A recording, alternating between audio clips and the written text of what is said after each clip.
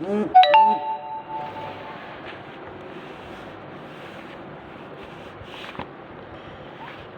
Morning class 12th। Good morning class 12th। देखिए फणीश्वरनाथ रेणु, फणीश्वरनाथ रेणु जो lesson है आपके क्षितिज में नहीं, आरोह में लेसन है 14 फणीश्वरनाथ रेणु। तो फणीश्वरनाथ रेणु जो हैं, इनका जन्म जो था 4 मार्च सन 1921 ईस्वी को हुआ था। बिहार में इनका जन्म हुआ था, मतलब 4 मार्च सन 1921 ईस्वी को बिहार में इनका जन्म हुआ था।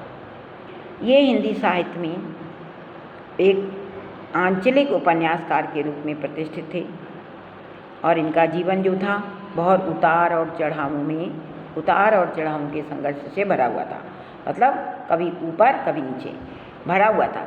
साहित्य के अलावा विभिन्न राजनीतिक एवं सामाजिक आंदोलनों में भी उन्होंने सक्रिय भागीदारी की, सब में मतलब उन्होंने भाग लिया।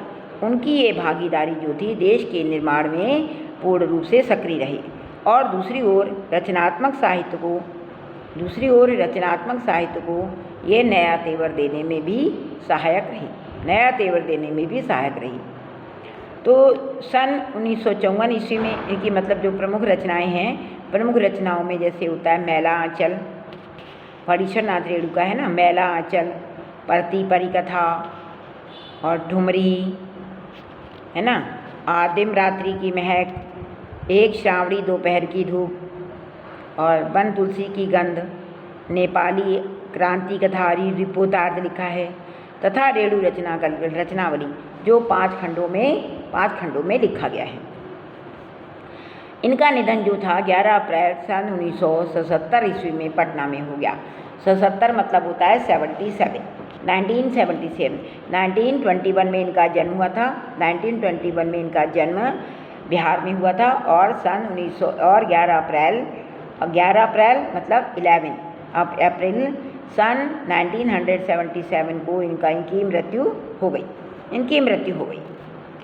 तो इनका जो उपन्यास है, आंचलिक उपन्यास है मैला आंचल इनका उपन्यास कैसा है? आंचलिक उपन्यास है। तो जिसने हिंदी उपन्यास को एक नई दिशा दी, जो आंचलिक उपन्यासों का मतलब शुरुआत जो था, आरंभ जो था, आंचलिक उपन्यासों का जो आरंभ था वो ये मतलब आंचलिक उपन्यासों का जो आरंभ था मैला आंचल से ही प्रारंभ हुआ। मैला आंचल जो था आंचलिक उपन्यासों का सबसे पहला उपन्यास है। तो आंचलिकता इस अवधारणा ने उपन्यास और कथा साहित्य में गांव की भाषा, संस्कृति और वहाँ के लोक जीवन को केंद्र में ला करके खड़ा कर दिया।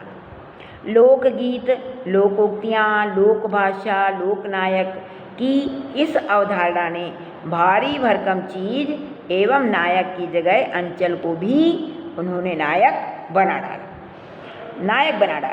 उनकी रचनाओं में अंचल कच्चे और अनगढ़ रूप में आता है।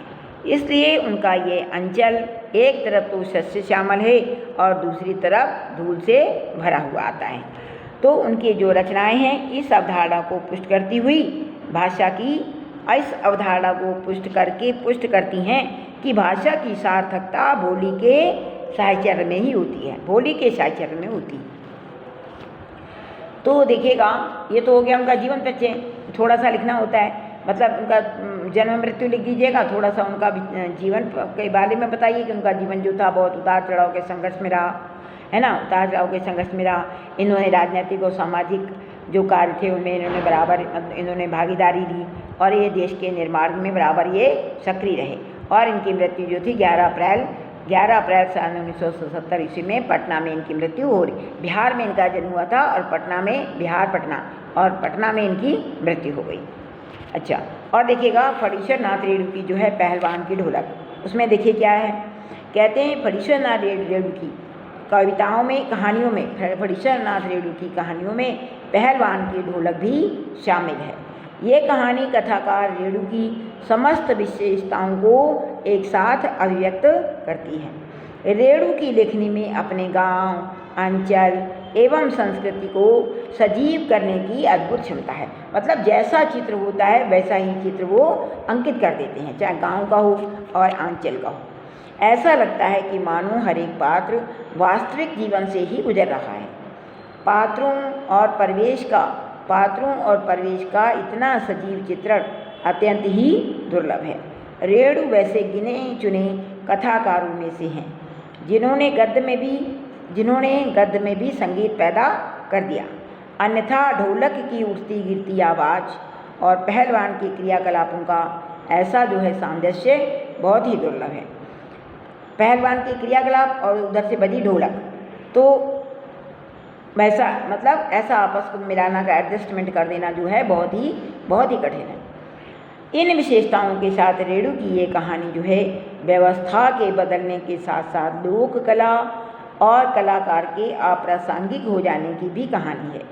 राजा साहब की जगह नए राजकुमार का आकर जम जाना सिर्फ व्यक्तिगत सत्ता का परिवर्तन नहीं, बल्कि जमीनी पुरानी व्यवस्था के पूरी तरह उलट जाने और उस पर सभ्यता के नाम पर एकदम नई व्यवस्था के आरोपित हो जाने का प्रतीक है।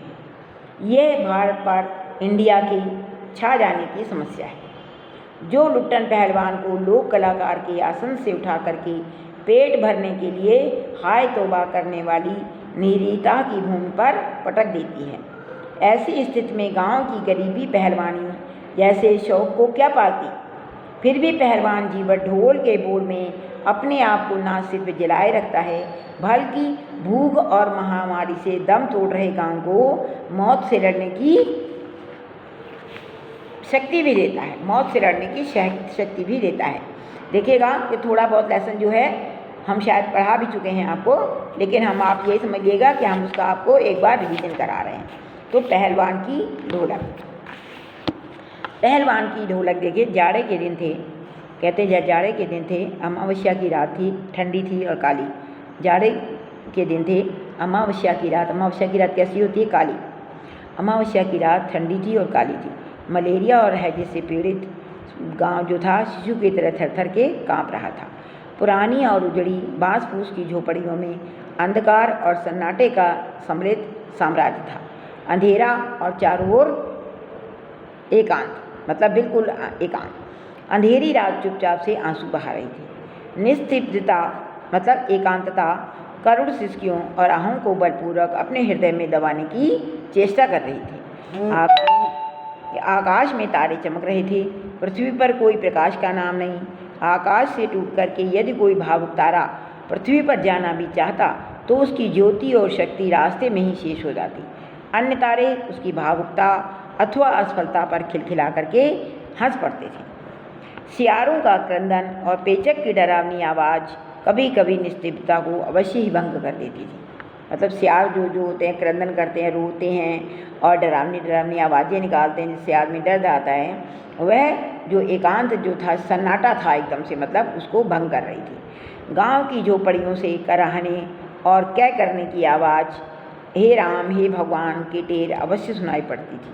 बच्चे भी कभी कभी निर्बल कंठों से माँ माँ पुकार करके रो पड़ा करते थे, पर इससे रात्रि की निश्चितता में विशेष बाधा नहीं पड़ती थी। कुछ खास बाधा नहीं पड़ती थी, मतलब कुछ परेशानी हो जाए।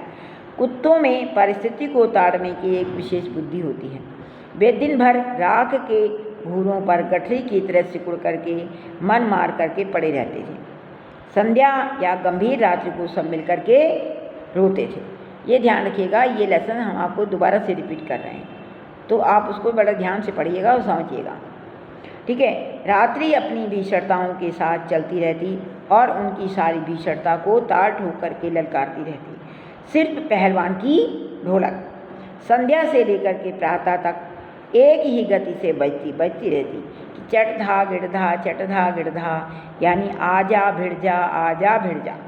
बीच बीच में चटाक चटाक की आवाज़ आती, यानी उठा करके पटक दे। यही आवाज़ मृत गांव में संजीवनी शक्ति भरती रहती थी।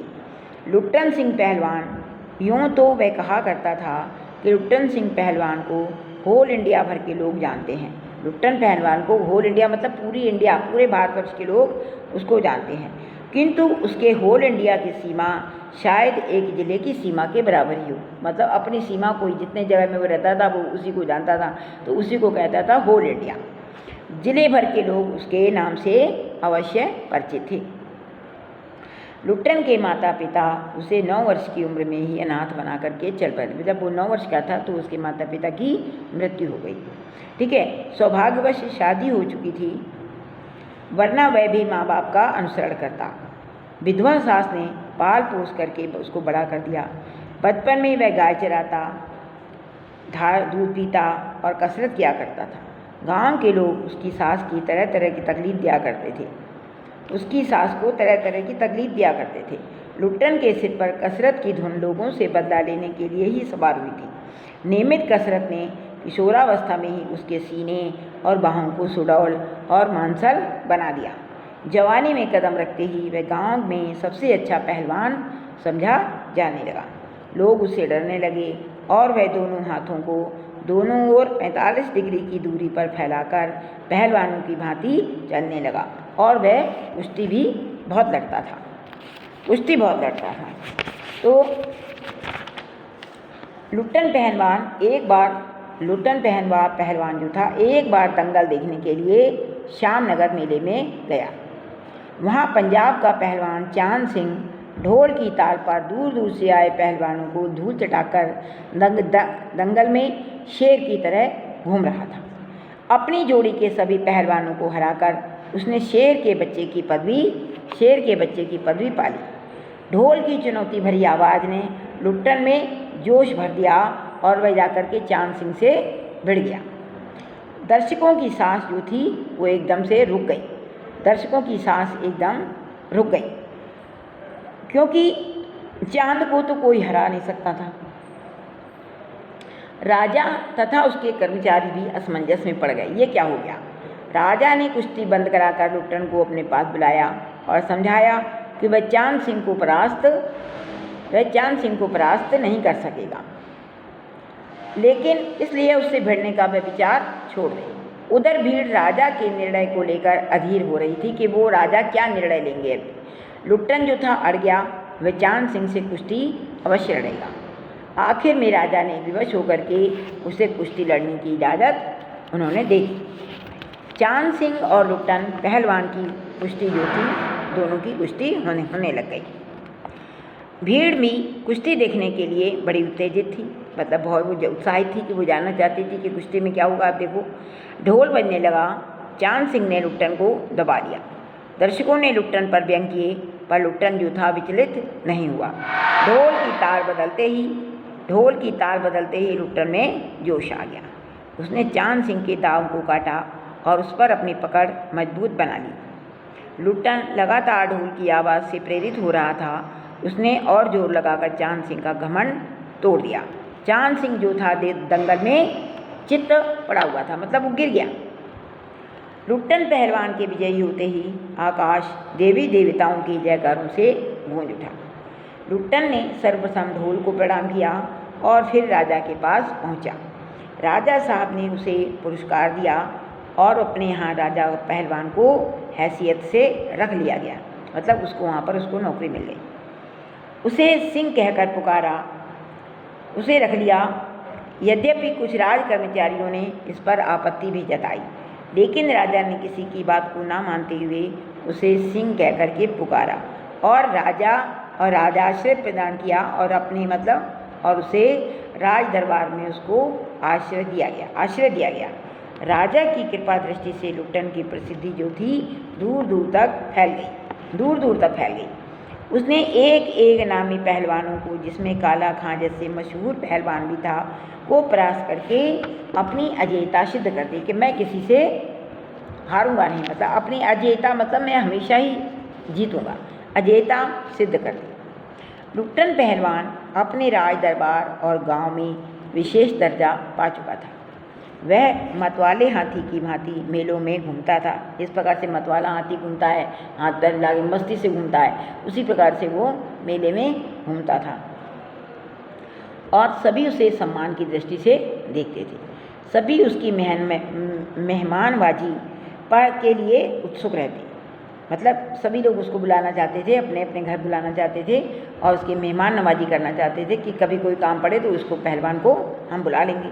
तो मेले से लौटते समय लुट्टन बच्चों की तरह हाथ में खिलौने, मुंह में सीटी और आँखों पर रंगीन चश्मा लगाए होता था। वह दंगल भी जाता, लेकिन वहाँ उसकी बराबरी का कोई पहलवान उसे नहीं मिलता, तो वह अपने देह पर मिट्टी मल निराश होकर के लौट आता। इस तरह 15 वर्षों तक वह अजेय रहा। 2 पुत्रों को जन्म देकर उसकी पत्नी चल बसी। उसकी पत्नी जो था चल बसी मतलब मर गई। लुट्टन ने अपने दोनों बेटों को भी पहलवानी के गुर सिखा दिए। ये मतलब पहलवान कैसे बना जाता है। लुट्टन के साथ साथ उसके दोनों लड़कों का भी भरण पोषण राज दरबार से हो रहा था। वह स्वयं ढोल बजा बजा करके दोनों से कसरत करवाता और उन्हें संसार का ज्ञान देता। लुट्टन ने उन्हें ढोलक का सम्मान करने, मालिक से व्यवहार करने आदि की भी शिक्षा बहुत अच्छे तरह से दे दी थी। राजा की स्वर्ग सिधार जाने पर विलायत से लौटे राजकुमार ने राज्य की बागडोर संभाली। आधुनिक विचारों वाले राजकुमार ने लुट्टन और उसके लड़कों का भोजन व्यय सुन करके उन्होंने जवाब दे दिया कि हम तुम्हें अपने वहाँ पर नहीं रख सकते, दे दिया। यहाँ से पहलवान के बुरे दिन शुरू हो गए। वह गांव के बच्चों को कुश्ती के दांव पेच सिखाने लगा और गांव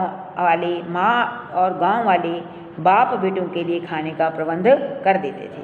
धीरे धीरे लोग कुश्ती से विमुख होने लगे, मतलब कुश्ती से लोगों ने मुंह फेर लिया। अचानक गांव भूखमरी और महामारी की चपेट में आ गया। अचानक गांव जो था उसमें भूखमरी फैल गई और महामारी फैल गई, जिससे कि लोग जो थे मरने लगे। जैसे क्या होता है कि आजकल लोग महामारी की चपेट में कोविड-19 उसके चक्कर में आ गए हैं, तो उसी प्रकार से लोग जो थे मतलब वहाँ पर भूखमरी फैल गई। लोग भूख से मरने लगे और महामारी से कुछ लोग जो थे वो महामारी से मरने लगे। तो अचानक गांव जो था भूखमरी और महामारी की चपेट में आ गया। हर रोज़ गांव से 2-3 लाशें उठी जाती। रात दिन गांव में बिलाप और हाहाकार ही सुनाई देता, मतलब रोना, चीखना और चिल्लाना आदि ही सुनाई पड़ता था। लाशें बिना कफन के नदी में बहाई गईं, मतलब उनको कफन तक नहीं मिला दे, मतलब उनके पास इतने पैसे नहीं थे कि वो उनके लिए मतलब उनको लास्ट में कफन भी उनको पहना देते।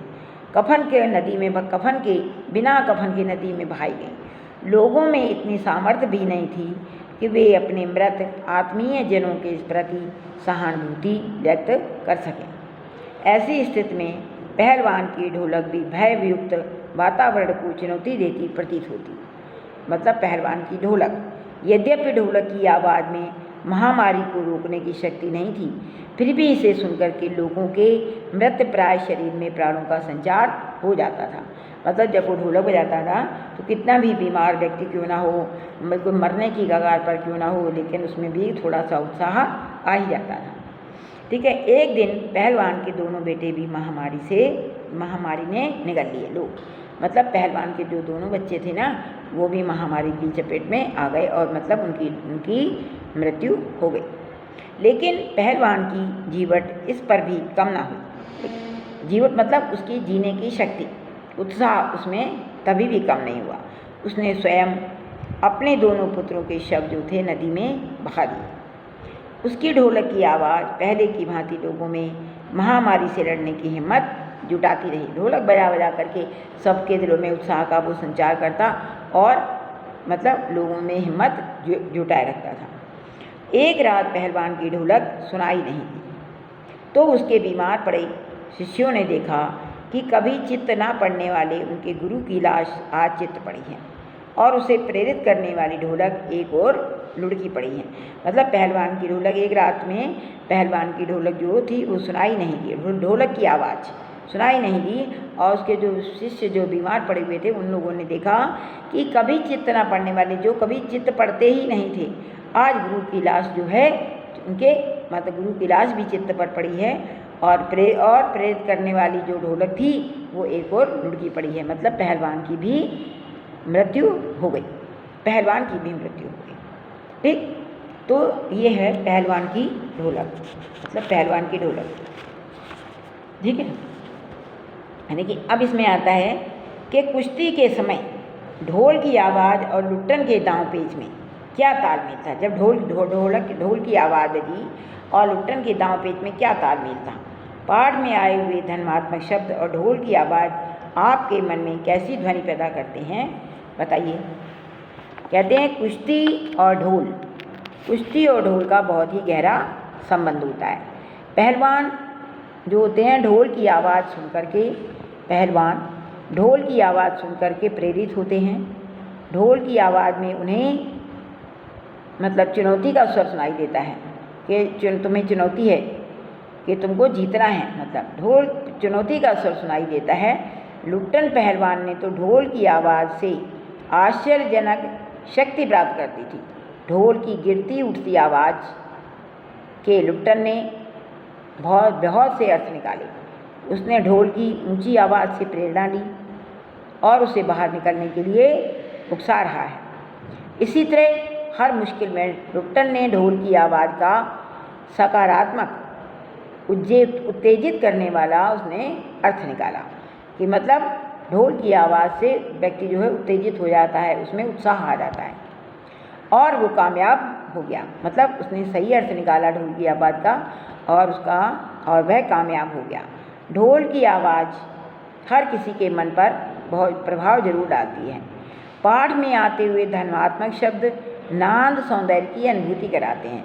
जो धन्यात्मक शब्द हैं वो नाद सौंदर्य की अनुभूति कराते हैं। ढोल की आवाज़ सुनकर के मन में जोश का अनुभव होता है और मन किसी भी चुनौती को स्वीकार करने के लिए तैयार हो जाता है। मन में यही उठी तरंगे अशक्त व्यक्ति में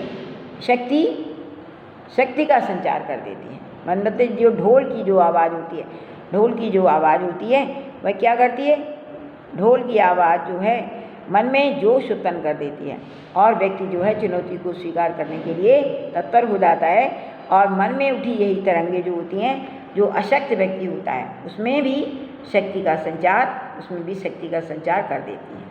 ठीक, अब देखिएगा नेक्स्ट क्वेश्चन लिखा है, कहानी के किस किस मोड़ पर लुट्टन के जीवन में क्या क्या परिवर्तन आए थे। नंबर 1, पहले तो जब वो 9 वर्ष का था, 9 वर्ष में तो उसकी शादी हो गई थी ना, नहीं 9 वर्ष की अल्पायु में लुट्टन के सिर पर से उसके माँ बाप का साया उठ गया। मतलब जब वो 9 वर्ष का था तभी उसके माता पिता का देहांत हो गया। उसकी सास ने उसका पालन पोषण किया। साधारण जीवन में चांद सिंह नामक जो प्रसिद्ध पहलवान था उसको उसने हरा करके एक वो विशेष बन गया। ये भी उसके जीवन में परिवर्तन आ गया। और राजा का आश्रय प्राप्त होने पर उसके शाही जीवन की शुरुआत हो गई। 15 वर्षों तक तो वो राजा के आश्रम में रहा। राजा के आश्रय में रहा और उसके बाद में राजा की मृत्यु हो जाने पर राजा के मतलब निधन के पश्चात उसके जो थे बुरे दिन शुरू हो गए। नीच से उच्च जाति का सम्मान प्राप्त कर रहे लुट्टन पहलवान को मजदूरी पर निर्वाह करना पड़ा। उसे अपनी खुराक के अनुरूप जो था भोजन नहीं मिलता था। मतलब वो लुट्टन जो पहलवान था इतनी पहलवानी करता था, तो पहलवान करने में उसमें ताकत भी चाहिए, उसके शरीर को सुदृढ़ भी होना चाहिए, सुडौल होना चाहिए। तो उसको अपने शरीर के अनुरूप उसके अनुरूप उसे भोजन नहीं मिलता था। जीवन के तीसरे और अंतिम पड़ाव में भी उसे बेहाली का जीवन व्यतीत करना पड़ा। उसे मतलब उसका बुरा हाल हो गया था, उसे बुरे हाल का जीवन व्यतीत करना पड़ा। लुट्टन के जीवन में क्या क्या परिवर्तन आई, देखिए लुट्टन के सिर से पहले माँ बाप का साया उठ गया, तो उसकी सास ने ही उसका पालन पोषण किया। दूसरा जो था कि लुट्टन पहलवान जो था चांद सिंह पहलवान को उसने हरा दिया और उसने विशेष ख्याति प्राप्त कर ली। विशेष ख्याति प्राप्त होने पर वो राजा के आश्रय में रहा। वहाँ पर जाकर के उसको वो चिंता और फिक्र से मुक्त हो गया, क्योंकि उसे वहीं खाना सब कुछ मिल जाता था। राजा के निधन के पश्चात जो राजकुमार आया उनके बेटे ने उन्हें वहाँ से निकाल दिया, तो उन्हें अपने खाने पीने की चिंता बढ़ गई। तो लुट्टन पहलवान को अपने मतलब मजदूरी पर निर्वाह करना पड़ा और उन्हें अपने भोजन के अनुरूप उन्हें अपने मतलब जितनी उनकी भोजन लगती थी, भोजन था उनकी मतलब खुराक के अनुरूप उन्हें भोजन नहीं मिलता था। जीवन के तीसरे और अंतिम पड़ाव में भी उन्हें बेहाली का जीवन जो था व्यतीत करना पड़ा। उन्हें बेहाली का जीवन व्यतीत करना पड़ा। देखिए, लुट्टन पहलवान ने ऐसा क्यों कहा होगा कि मेरा गुरु कोई पहलवान नहीं, यही ढोल है? क्यों कहा होगा?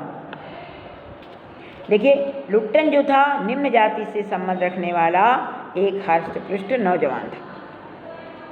उस समय उच्च जाति के लोग नवयुवक ही कुश्ती लड़ा करते थे और राज दरबार में बहुत बड़ा स्थान पाते थे। ऐसी विषम परिस्थितियों में लुट्टन ने कुश्ती में हाथ दिखाए और ढोलक की वजह से अपनी पहली बड़ी कुश्ती में उसने ढोल के उतार चढ़ाव की आवाज़ से प्रेरणा ली और उसने विजय प्राप्त कर ली। इसी कुश्ती से विजयी होने पर उसे राज पहलवान की पदवी प्राप्त हो गई। जिस प्रकार कुश्ती में विजय प्राप्त करने पर हर पहलवान अपने गुरु को प्रणाम करता है, ठीक उसी प्रकार से लुट्टन ने ढोलक को प्रणाम किया। ढोलक को प्रणाम किया जो ये सिद्ध करता है कि उसका गुरु ढोल ही है, और यही शिक्षा उसने अपने लड़कों को भी दी थी। कहते हैं ऐसा क्यों कहा कि मेरा कोई गुरु नहीं है, ढोल है? कहते हैं जो लुट्टन जो था निम्न जाति का नौजवान था। इसमें उच्च जाति या क्षत्रिय जाति के नवयुवक ही कुश्ती लड़ा करते थे और राज दरबार में स्थान पाते थे। लेकिन इसने मतलब इससे ऐसी विषम परिस्थितियों में लुट्टन ने कुश्ती में हाथ दिखाए और उसने किस लिए दिखाए? ढोलक की वजह से। और उसकी पहली बड़ी कुश्ती में उसने ढोलक के उतार चढ़ाव से प्रेरणा ली, ढोलक का उतार और ढोलक का चढ़ाव प्राप्त की। इसी कुश्ती पर विजय होने पर उसे राज पहलवान की पदवी भी प्राप्त हुई। जिस प्रकार से कुश्ती में हर पहलवान जो होता है, जिस प्रकार से कुश्ती में विजय प्राप्त हो जाने पर हर पहलवान जो होता है अपने गुरु को प्रणाम करता है, ठीक उसी प्रकार से उस पहलवान ने अपने गुरु मतलब ढोलक को उसने प्रणाम किया। वह कहता है कि मेरा गुरु तो ढोल ही है, मेरा गुरु ढोल है, क्योंकि गुरु ढोल ही है। यही शिक्षा उसने अपने लड़कों को भी दी। क्योंकि ढोल का जो उतार चढ़ाव है, ढोलक जब बजती है तेज से तो उसमें उत्साह का संचार हो जाता था। तो मतलब जैसे गुरु होता है व्यक्ति को सब कुछ सिखाता है, ऐसे तुमको आवाज़ तुम्हारी ऊपर जानी चाहिए, नीचे आनी चाहिए, गाना सिखाता है। उसी प्रकार से कुश्ती में भी होता है कि मतलब इस तरीके से उसको फेंकना है, इस तरीके से उसको काबू में करना है। तो ये जो ढोल की आवाज़ जो थी उसे प्रेरणा प्रदान करती थी, जो ये सिद्ध करता है कि उनका गुरु ढोल ही है। ठीक है ना, उनका गुरु ढोल ही है। और यही शिक्षा जो थी उसने अपने लड़कों को भी दी, उसने अपने लड़कों को भी दी थी। ठीक है, तो इसमें देखिए 1, 2 and 3 क्वेश्चंस हो गए हैं। तो 3 क्वेश्चंस पहले आप इनको समझिए। ठीक है ना, पहले आप इनको समझिएगा और इनको अपनी कॉपी में बेटा नोट कर लीजिएगा। ठीक है, इनको अपनी कॉपी में आप नोट कर लीजिएगा।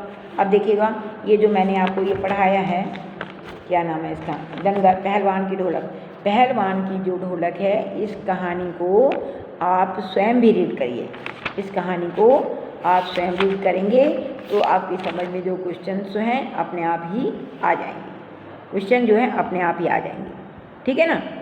तो ये जो है कुश्ती के समय ढोल की आवाज़ और लुट्टन के बीच में दांव पेच में क्या मेल था, या कहानी के किस किस मोड़ पर लुट्टन के जीवन में क्या क्या परिवर्तन आए। ठीक है ना। और लुट्टन पहलवान ने ऐसा क्यों कहा होगा कि मेरा गुरु कोई पहलवान नहीं, यही हमारा ढोल है। तो इस प्रकार से ये जो तीनों क्वेश्चन हैं इनको आप अपनी कॉपी में बेटा नोट कर लीजिएगा और इनको पढ़ने की तैयारी करिएगा। अब तो स्कूल भी खुल रहे हैं ना, तो आप लोग अब स्कूल में आइएगा। तो स्कूल में आपको जो होता है जैसे पत्रकारिता है, जनसंचार है ना, जनसंचार के कौन कौन से माध्यम हैं, या अनुच्छेद लिखा जाता है, फीचर लिखा जाता है, आलेख लिखा जाता है। तो ये सब चीज़ें जो हैं जब आप स्कूल में आएंगे तो हम आपको उसके हिसाब से करवाएंगे, ठीक है ना। तो हम उसके हिसाब से आपको करवा देंगे।